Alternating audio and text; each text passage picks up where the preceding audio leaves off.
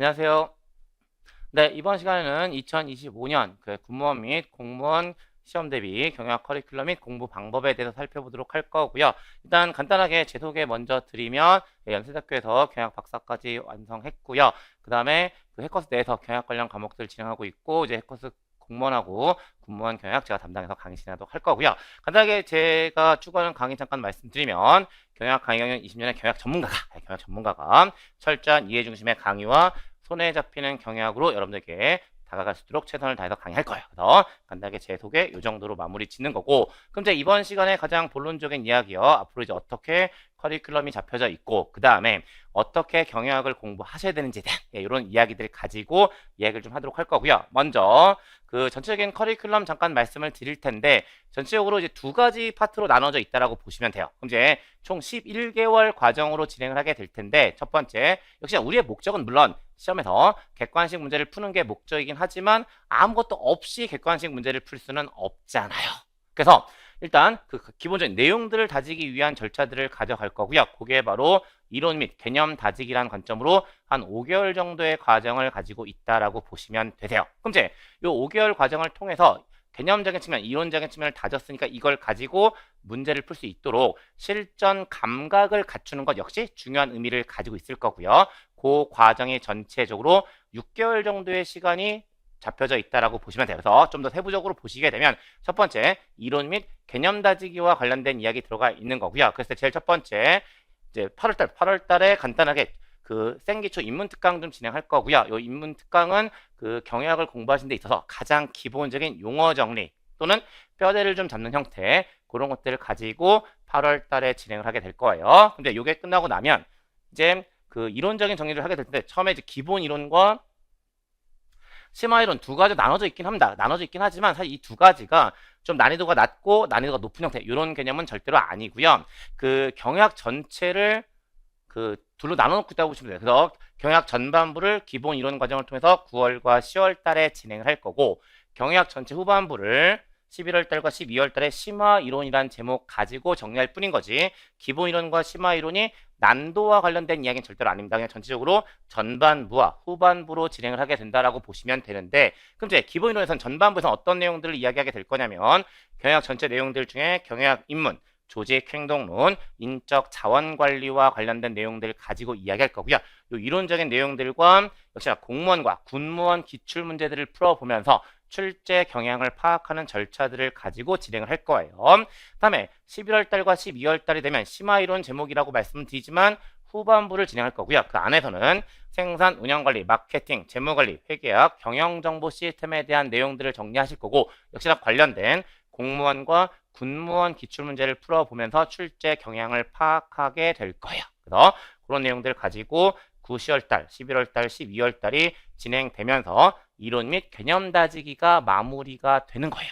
그럼 이제 이 절차들을 가지고 이론적인 측면을 가졌으니까 이제 후반부로서 실전 감각 능력을 구축하는 단계들을 가지고 총 6개월이 진행이 될 거고, 그랬을 때 먼저 내년도 1월달과 2월달에 기출문제 풀이 과정, 그러니까 물론 이제 앞에서 군무원과 공무원 기출문제들은 이제 제가 이론 강의 쭉 진행하면서 말씀을 드리겠지만, 사실 그 기출문제만 보고 시험을 준비할 수는 없어요. 그 외에 이제 경영학을 시험 과목으로 가지고 있는 다른 시험들이 있고요. 이제 그 기출문제들을 보시게 되는 거고, 가장 대표적인 게 가맹거래사, 경영지도사, 공인 노무사 기출문제들을 좀 살펴보시게 될 거예요. 그 다음에 추가적으로 어떤 얘기도 말씀을 좀 드리게 될 거냐면, 일단 제가 이제 전체적인 실제 개강이 9월이다 보니 2024년도 국가직하고 서울시 공무원 시험이 아직 시행이 되지 않은 상태다 보니까 기본서에 그걸 반영할 수가 없었어요.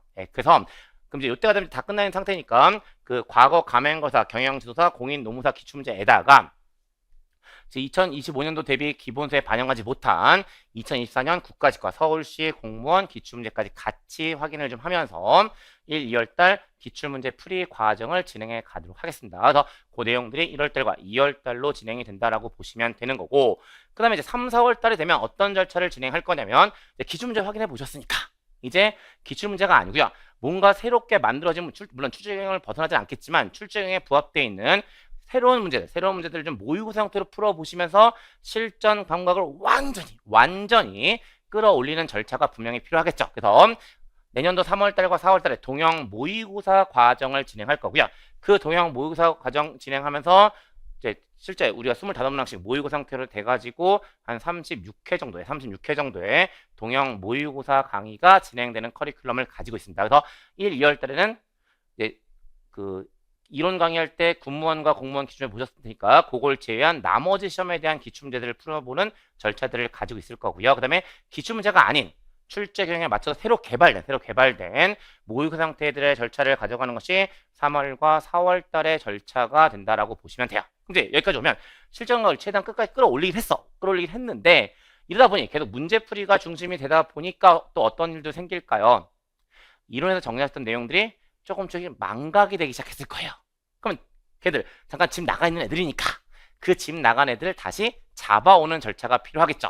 그리고 일단 군무원 시험 기준으로 시험이 주로 이제 7월 달에 실시가 되다 보니 마지막에 그 이론적으로 집 나간 애들을 좀 데려오는 절차들이 필요할 듯하고, 그래서 5월 달과 6월 달 핵심 마무리 특강으로서 최종 정리를 위한 핵심 마무리 내용들을 가지고 다시 한번 집 나간 애들을 데리고 올 거예요. 근데 어쨌든 그러니까 군무원 시험 기준으로 그 시험이 직전까지 와 있는 거고요. 그다음에 그 국가직이나 서울시 같은 경우도 실제 시험이 얼마 남지 않은 상황이다 보니 그렇다고 문제풀이를 전혀 하지 않을 수는 없는 거잖아요.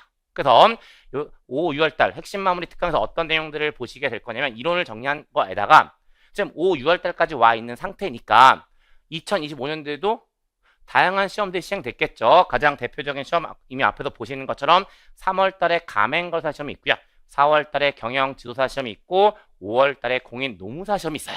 그래서 2025년도에 시행되는 가맹거사, 경영 지도사, 공인 노무사 기출문제까지 풀어보면서 막판까지 실전 감각을 가져갈 수 있는 커리큘럼을 가지고 진행이 된다라고 보시면 되는 거고, 그다음에 역시 이제 군무원 관련된 얘기 좀만 더 드리면 이제 여기도 이제 6월 달 끝나고 나면 7월 시험까지 살짝 이제 공백이 좀 있어서 그 사이에 봉투 모의고사가 진행이 될 거고 쪽집게 하루 특강도 진행을 좀 할 거예요. 그래서 그런 형태 가지고 전체적인 경영학 커리큘럼이 잡혀져 있다라고 보시면 되는 거고, 일단 제가 판단하기에 가장 최적화된 커리큘럼이기 때문에 이 커리큘럼 잘 따라오시면 여러분들 합격하시는데 전혀 문제가 없으실 겁니다. 그래서 이 정도 가지고 경영학 커리큘럼과 관련된 이야기 드리게 되는 거고요. 그럼 이제 이런 커리큘럼을 가지고 여러분들께서 공부를 하시게 될 텐데 좀 더 효율적으로 공부하기 위해서 이 경영학 어떻게 공부하셔야 되는지에 대한 공부 방법과 관련된 이야기들을 좀 드리면 될 듯 합니다. 그래서 경영학 공부 방법에 대한 이야기 보시게 될 텐데 제일 첫 번째,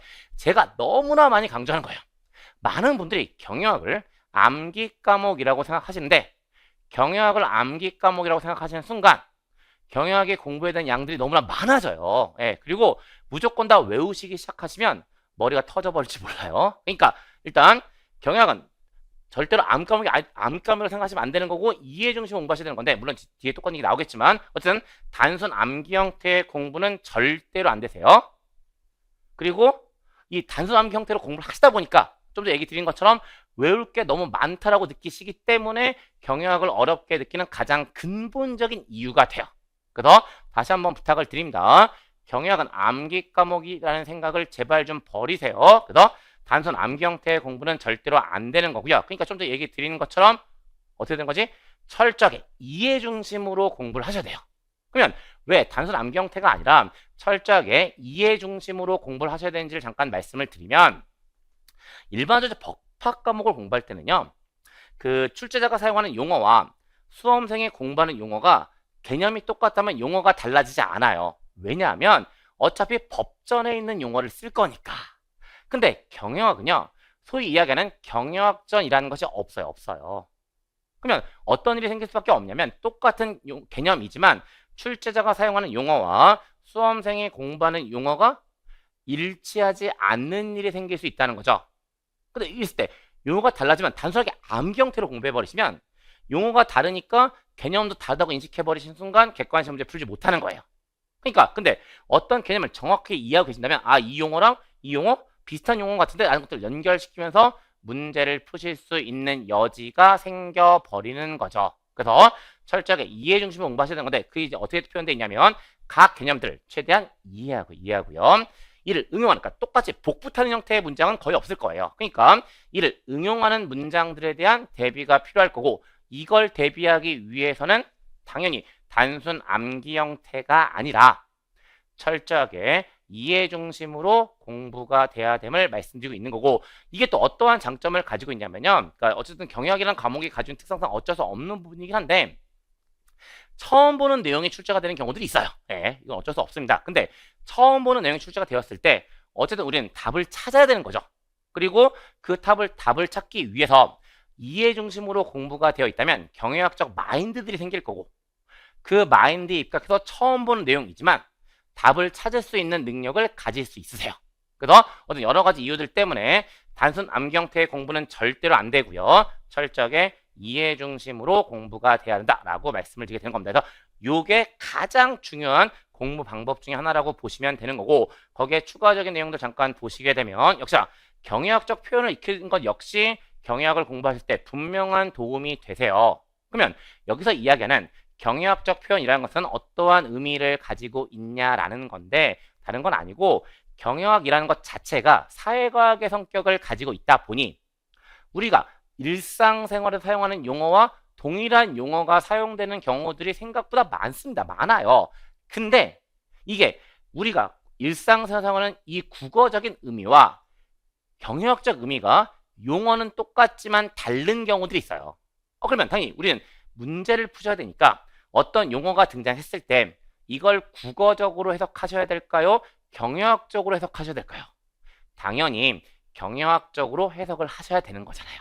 그리고 이제 그런 것들을 경영학적 표현이라고 저는 말씀을 드리게 되는데, 물론 뭐 구체적인 내용들은 제가 앞으로 강의에 나가면서 더 말씀을 드리겠지만 대표적인 거 몇 가지만 좀 가지고 왔으니까 이 내용들을 가지고 잠깐 말씀을 드릴 텐데, 첫 번째, 그 경영학을 공부하시다 보면 고전적 또는 현대적이라는 표현들을 종종 보시죠.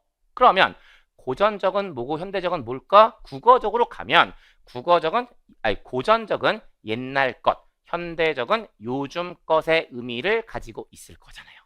근데 이게 경영학의 문제로 오면 옛날 것, 요즘 것이라고 해석하시는 순간 정답을 찾지 못하실 거예요. 그러면 어떠한 의미를 가지고 있냐라는 건데, 역시나 경영학에 대한 얘기를 잠깐만 드리면 경영학은 기본적으로 기업에 대해서 관심을 가지고 있어요. 근데 이 기업, 물론 여러 가지로 정의할 수 있겠지만 가장 없어 보이게 말씀을 드리면 사람들이 모여져 있는 거거든요. 그러면 기업이 사람들이 모여져 있다면 결국 경영학의 관심은 사람에 가 있고, 이 사람에 대한 가정이 X 관점과 Y 관점이라는 두 가지로 나누어져요. 그리고 X 관점이라는 것은 인간을 기계, 타율적 존재로 바라보는 관점이고요. Y 관점은 인간을 자율적 존재로 바라보는 관점이 되는데, 이 고전적이라는 표현은 X 관점의 의미를 가지고 있을 때 사용하는 경영학적인 표현이고요. 현대적은 Y 관점의 의미를 가지고 있을 때 사용하는 경영학적인 표현이에요. 결국 시험장에 들어가셨을 때 고전적이라는 표현이 등장하면 옛날 것이라고 해석하시면 안 되는 거고, X 관점 뭐 어쩌고저쩌구나 라고 생각하셔야 되는 거고, 현대적이라는 표현이 등장하면 요즘 것 이렇게 생각하시면 안 되고 Y 관점과 관련돼 있는 거구나 라고 생각하셔야 된다는 거예요. 그 다음에 수직과 수평에 대한 이야기고요. 이것도 마찬가지인데 우리가 국어적으로 얘기하면 수평, 수직이잖아요.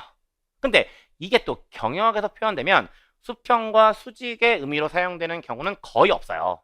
그러면 경영학에서는 어떤 의미를 가지게 되냐면 수평과 수직은 각각 두 가지의 의미를 가지게 되는데, 먼저 수평은요, 동일 단계란 의미로 사용되던가 의사결정 권한이나 책임 수준의 변화가 없다란 의미로 사용이 돼요. 이에 반해서 수직적이라고 하는 것은 다른 단계란 의미로 해석되던가 의사결정 권한이나 책임 수준의 변화가 있다라는 의미로 해석을 하게 되는 거죠. 그러니까 역시나 시험장에서 수평, 수직이라는 표현이 나왔을 때 수평, 수직이라고 이해하시는 순간 정답 못 찾는 거고요. 얘는 동일 단계이거나 의사결정 권한이나 책임 수준의 변화가 없음. 얘는 다른 단계이거나 의사결정 권한이나 책임 수준의 변화가 있음으로 해석하셔야만 문제를 풀 수 있는 상황이 되는 거죠. 다음에 무작이라는 표현이고요. 역시나 국어적으로 무작이라는 표현을 보게 되면 그냥 대충 해 라는 느낌을 가지고 있죠. 근데 이 무작이란 단어가 경영학에서 사용되면 대충이란 의미는 전혀 없습니다. 어떤 의미를 가지고 있을 때 무작위란 의미로 사용되냐면 동일 발생 확률의 의미를 가지고 있을 때 무작위라는 표현을 써요. 그러니까 역시나 경영학 시험 문제에서 무작위라는 표현이 등장하면 대충이 아니라 동일 발생 확률의 의미를 가지고 있구나 라는 걸로 해석하셔야 되는 거고, 마지막 위험이라고 하는 거죠. 그럼 이제 위험, 역시 우리가 일상생활 하면서 위험, 뭔가 걱정하는 거, 다칠까봐 걱정하는 거, 뭐 이런 게 위험일 텐데, 경영학에서 사용되는 위험이라는 것은 변동성 또는 변동 가능성 정도의 의미를 가지게 되는 거예요. 이런 식으로 몇 가지 예시적으로 보여드리고 있긴 하지만 이 각각들이 우리가 국어적인 의미로 해석했을 때와 경영학적 의미로 해석했을 때 달라지는 가장 대표적인 것들이고요. 다시 한번 강조하지만 우리가 문제를 풀 때 당연히 이런 용어들이 등장하면 국어적 의로가 아니라 경영학적으로 해석하실 수 있는 건 필요한 거잖아요. 그래서 그런 것들을 좀 익혀두시면 좀 더 효율적인 측면들을 가지고 있다라고 보시면 되는 거고, 그 다음에 역시나 이제 그 공무원 시험 준비하시는 분들도 마찬가지고 군무원 시험 준비하시는 분들도 마찬가지이신데, 가장 걱정을 하시는 것이 어느 쪽이긴 하냐면 재무관리와 회계학에 대한 이야기가 되는 거죠. 특히 이제 그 국가직 같은 경우는 회계학이 별도 과목으로 들어가 있으니까 또 좀 얘기가 좀 달라지는 부분이 있고, 그다음에 서울시 같은 경우는 이제 다 또 같이 들어오는 상황이 되긴 하죠. 그다음에 군무원은 역시 재무관리와 회계학이 교양 안에서 물어보는 형태가 되는 거고요. 어쨌든 그래서 그 일반적으로 이제 그 재무관리랑 경영의 한 분야인 재무관리랑 회계학에 대해서 걱정들을 좀 많이 하세요. 그러니까 많이 하시는 가장 결정적인 이유가 뭐냐면, 이게 경험적으로 보니까 그 숫자를 별로 좋아하지 않으시는 분들이 생각보다 많으시더라고요. 예. 그러다 보니까 이제 많이 걱정들을 하시는데, 일단은 이제 우리의 목적은 사실 수석의 목적은 아닌 거잖아요. 합격의 목적인 거고요. 결국 어떤 얘기를 드리려고 하냐면, 물론 100점 맞으면 좋겠지만 100점 맞아야 되는 시험은 아닌 거예요. 100점 맞아야 되는 시험은 아닌 거예요. 예, 그러니까 이제 그런 것들을 좀 전략적, 어차피 시험은 전략이라는 것도 많은 부분을 좌우하기 때문에 전략적인 측면을 가지고 접근해 버리면 재무관리 회계에 대해서 너무 많은 욕심을 부리진 않으셨으면 좋겠어요. 예. 그러니까 재무관리 회계까지 완벽하게 해야지 라는 형태의 욕심을 부리진 않으셨으면 좋겠다는 겁니다. 물론 이 말씀이 오해가 없기를 바랍니다. 재무관리랑 회계학을 버리라는 이야기는 절대로 아니에요. 그러니까 이제 그 재무관리랑 회계학에 대한 내용들을 놓고 봤을 때 일단 가져갈 내용들은 분명히 가져가시는 거죠. 근데 나 무조건 100점 맞을 거야 라는 논리에서 무조건 계속 분량을 늘려가지고 세부적이고 자세한 내용들까지 가져가시는 건 소위 얘기해서 가성비가 좋은 전략적인 선택은 아니신 거예요. 그래서 일단 재무관리랑 회계학을 버릴 수는 없습니다. 왜냐하면 생각보다 비중이 적은 쪽이 아니기 때문에 재무관리랑 회계학을 버릴 수는 없지만 그렇다고 해서 그 많이 힘들어 하시는데, 그러니까 일반적으로 그러니까 힘들어 하시는데 아무리 많은 시간을 투자해도 안 되는 부분들은 분명히 있거든요. 아주 현실적인 말씀 드리는 거예요. 그러니까 재무관리 회계학을 버리라는 얘기는 아니지만 그렇다고 해서 또 너무 많은 욕심을 부리는 것은 금물이다. 조금 전략적이고 효율적인 측면으로 접근하는 게 좋겠다라고 말씀을 드리게 되는 거고, 역시나 딱 이런 부분들을 고려해서 제가 기본서에 재무관리랑 회계학에 대한 부분들 딱 잡아 놓았어요. 그러니까 가장 빈출되는 주제들 중심으로 꼭 이것만은 갖고 계시면 전부 다는 아니겠지만 생각보다 많은 부분들을 맞출 수 있습니다 라는 정도의 내용들을 가지고 교재에 꾸려 놓은 상태가 되니까 어쨌든 재무관리 회계학 버릴 수는 없다. 하지만 또 그렇다고 해서 너무 많은 욕심을 부리지는 말자 라는 형태로 좀 전략적인 측면 가지고 이야기를 드리게 되는 거예요. 그래서 그런 얘기 가지고 재무관리와 회계학에 대한 얘기 간단하게 좀 드리게 되는 거고요. 그 다음에 이제 뭐 약간 연장선상이 되긴 하지만, 그러니까 재무관리 회계학이 좀 더 심할 거고요. 그 외에 특히 생산 운영관리 같은 경우에 계산 문제가 출제될 가능성은 분명히 존재하죠. 그리고 그 계산 문제에 대한 것에 대한 얘기 잠깐 들어가 있는 건데, 이 계산 문제요, 일단 뭐라고 쓰여져 있냐면 전략적으로 접근하는 것이 유리하다라고 쓰여져 있는 거죠. 그럼 이제 이게 어떤 의미인지를 말씀을 잠깐 드리면, 어쨌든 그 말 문제와 계산 문제 두 가지를 놓고 봤을 때 계산 문제가 푸는데 걸리는 시간이 더 많이 걸릴 가능성은 훨씬 높잖아요. 근데 우리가 그 무제한의 시간을 가지고 문제를 푸시는 게 아니고요. 제한된 시간 안에 문제를 풀어야 되는 상황이고, 그 다음에 그 여러 과목들을 한 번에 묶어서 보는 시험이잖아요. 그러면 딱 과목별 그 특성들이 있기 때문에 그 시간 배분은 분명한 의미를 가지고 있어요. 그리고 이제 일반적 경영학 같은 경우는요, 25문항을 기준으로 얘기했을 때 10분에서 12분도 좀, 저는 항상 10분 정도를 말씀드리는데, 뭐 조금 여유를 드려서 10분에서 12분 정도의 시간 내로 마무리를 짓는 게 맞아요. 예. 그러면 이 얘기는 어떤 얘기랑 똑같은 거냐면 일단 그 문항당 한 30초 정도의 시간들을 가지고 문제를 푼다라는 얘기가 되는 거죠. 근데 말 문제는요. 예, 문항당 30초 정도의 시간이면 부족한 시간이 아니세요. 근데 계산 문제는 문항당 30초의 시간을 더 오래 걸릴 가능성이 있다라는 거잖아요. 그 다음에 또 계산 문제, 물론 이 제목이랑 회계학하고도 맞물려져 있지만 일단 숫자에 대해서 알러지 반응이 있으신 분들이 생각보다 많으시다니까요. 그럼 이제 얘기가 좀 길어졌는데 여기서 얘기하는 계산 문제는 전략적으로 접근하는 것이 유리하다는 것은 어떠한 의미를 가지고 있냐면 일단 계산 문제가 나왔어. 똑같은 얘기입니다. 전략적인 측면이니까 우리가 꼭 100점을 맞아야 되는 건 아니야. 그러니까 계산 문제가 등장하면 일단 그 문제를 딱 읽는 순간 어떤 판단이 설까요? 이거 풀 수 있는 계산 문제인지 그렇지 않은지에 대한 판단이 서실 거예요. 그러면 만약에 나 이 문제 풀 수 없는 문제야 라는 판단이 쓰였는데 이걸 풀겠다고 덤비는 건 시간만 낭비하는 거잖아요. 그러니까 나 이 문제 풀 수 없어 라는 판단이 서시면 그땐 미련 없이 그냥 찍으시는 거야. 근데 본인이 나 이 문제 풀 수 있을 것 같아 라는 판단이 섰습니다. 그럼 그 판단이 선 다음에 뭐까지 판단을 하셔야 되냐면 이 문제 1분 이내로 풀 수 있는지 더 오랜 시간이 걸릴지를 판단하셔야 돼요.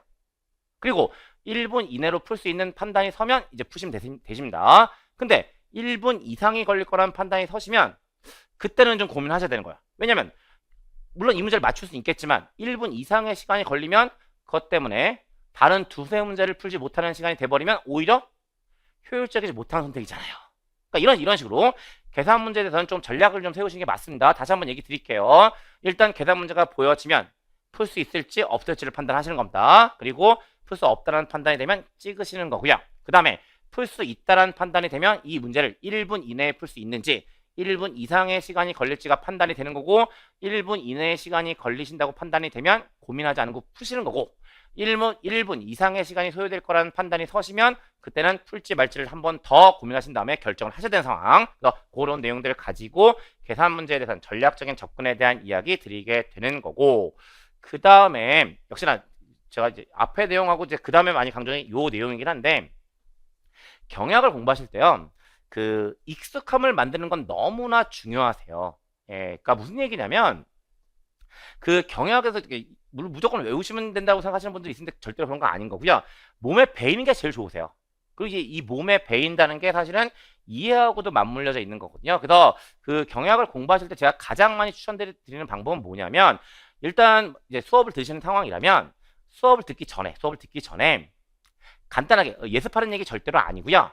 그날 나갈 진도 분량들을 그 소설책을 보시는 것보단 조금만 딥하게 소설책을 보시는 경우 정도도 괜찮아요. 그리고 머리는 딴 생각하고 계셔도 괜찮아요. 그냥 눈만 그 날 나갈 진도분들을 살짝 한번 그냥 가볍게 읽어보세요. 그리고 읽어보시면 그 내용이 이제 수업을 들으시면 다시 반복적인 내용들이 되기 때문에 분명한 익숙함이 만들어지는 거거든요.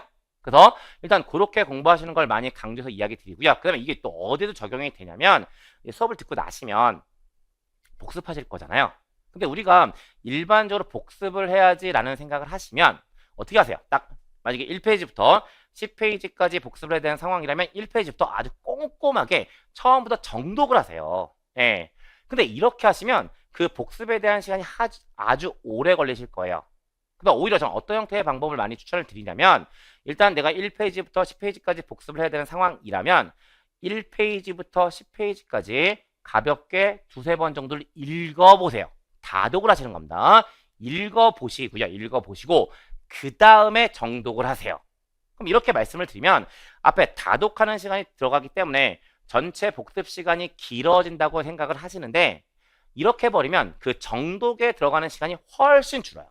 예, 그래서 항상 복습할 때도 마찬가지지만 다독을 해서 익숙하게 좀 만들어 놓은 다음에 정독하는 형태로 공부하시는 게 가장 좋으시고요. 그 다음에 평소에도요. 그냥 짜투리 시간에 계속 읽으세요. 계속 보세요.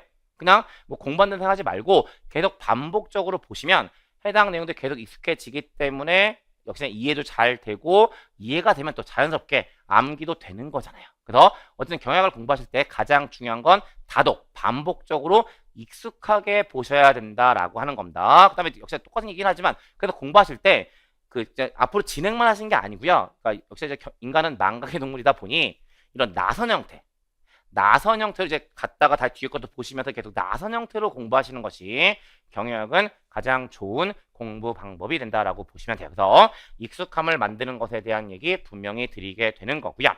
그 다음에 마지막으로 이제 서브노트를 만드는 것이 효율적이다라고 쓰여져 있는 상태이고요. 다른 거 아니고 역시 똑같은 얘기입니다. 근데 처음에는 물론 경영학을 시작하실 때 기본서 가지고 시작을 하실 거예요. 근데 이제 시험 날짜 임박해지면 계속 이 기본서를 가지고 계속 끌고 가기에는 분량도 많아 보이고 역시나 회독하는데 시간도 오래 걸리잖아요. 근데 이제 이게 시험 날짜 임박해지면 1회독을 하는데 걸리는 시간이 짧아져야만 망각을 막을 수가 있어요. 그러면 1회독에 걸리는 시간을 줄이기 위해서는 기본서보다는 좀 더 컴팩트한 뭔가 자료가 좀 있어야 되잖아요. 그리고 그 자료가 뭐가 그 자료의 역할을 할 거냐면 여러분들이 작성하시는 서브노트가 그 역할을 할 거예요. 그러니까 어차피 서브노트를 만드시면 뭐 분량만 몇백 페이지 이렇게 되지는 않을 거잖아요. 그러니까 처음에 이제 이론 정리하실 때 서브노트를 만드시고 이 서브노트에다가 계속 단권화 해 놓으시면서 서브노트를 회독하시는 형태. 그게 시험 날짜 임박해지면 훨씬 효율적인 측면들을 가지고 있다라고 보시면 되거든요. 그래서 저는 일반적으로 이제 경영학을 공부하실 때 서브노트를 만드는 걸 많이 강조해서 말씀을 드려요. 근데 물론 이건 나중에 이제 구체적으로 강의가 됐을 때 이야기를 드려야 되는 내용이긴 하지만 사실 서브노트 만드는 것도 쉽지 않습니다. 일이기도 하거든요. 네, 근데 나중에 제 강의를 본격적으로 들어보시면 아시겠지만 수업 시간에 판서를 통해서 이 서브노트를 직접 만들 수 있게끔 다 도와드릴 거예요. 어쨌든 뭐 이런 얘기는 지금 이제 사는 얘기라기보다는 나중에 수업 때 해야 되는 얘기인 것 같으니까 어쨌든 서브노트를 만드시는 것은 분명히 효율적인 측면을 가지고 있다라고 말씀을 드립니다. 그래서 서브노트를 강조드린 거고 요 정도가 전체 1년 커리큘럼을 말씀드린 관점에서 제가 처음에 말씀드리는 경영학을 공부하는 방법에 대한 이야기라고 보시면 될 듯 하고요. 여기까지 말씀을 드리면서 2025년 시험 대비 전체 경영학 커리큘럼과 공부 방법에 대한 내용들까지 말씀을 드렸고요. 그 다음에 이제 보시면 요 이제 설명 끝나고 나서 이제 나중에 혹시라도 뭐 추가적인 질문 사항이나 저의 도움이 필요하시다면 지금 이메일하고 네이버 카페, 유튜브랑 인스타그램은 여러분들 이제 그 자료 올려놓는 형태니까 공부할 때 쓰시면 될 것 같고 추가적인 질문 사항 같은 경우는 이메일이나 제 네이버 카페 이용해서 여기다가 이제 연락 주시면 제가 답변 드리면서 여러분들 합격에 도움이 되도록 최선을 다해서 도와드리도록 할 거예요. 그리고 여기까지 말씀드리면서 준비한 시간 전부 다 마무리 짓도록 하겠습니다. 네, 감사합니다.